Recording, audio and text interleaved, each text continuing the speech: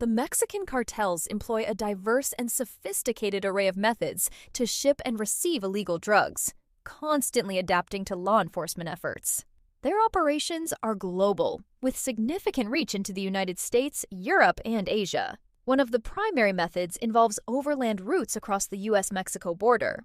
This includes concealing drugs in vehicles, often in hidden compartments or within legitimate cargo. Cartels also utilize underground tunnels, some highly sophisticated, to move large quantities of narcotics directly across the border. In more remote areas, backpackers are employed to carry drugs on foot through rugged terrain, sometimes for days, to designated layup spots where they are then picked up by drivers. Drones and other aircraft are also used to fly drugs over border barriers.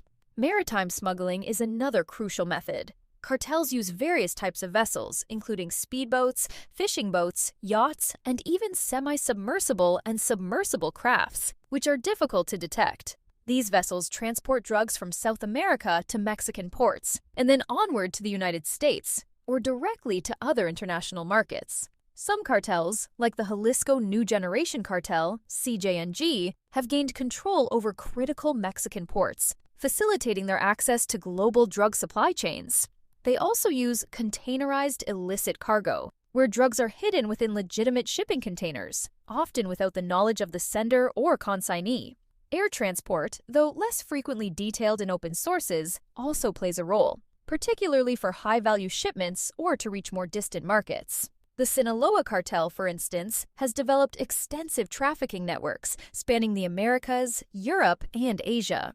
Beyond physical transportation, cartels rely heavily on corruption and sophisticated logistics. They cultivate wide networks of corrupt officials who provide protection, distribution rights, and market access.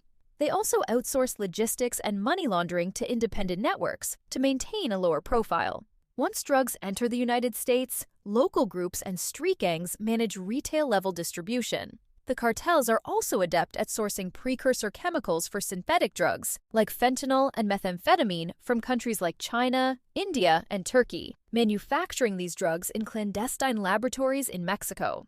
The finished products are then distributed through their established networks. Receiving drugs involves a complex network of stash houses, lookouts, and drivers who coordinate pickups and onward transportation. The profits from these illicit operations are then laundered through various methods, including bulk cash smuggling, wire transfers, trade-based money laundering, and even cryptocurrency, often utilizing Chinese money laundering networks to repatriate funds back to Mexico. The entire process is characterized by constant adaptation, violence, and the infiltration of legitimate systems to maximize profit and evade detection.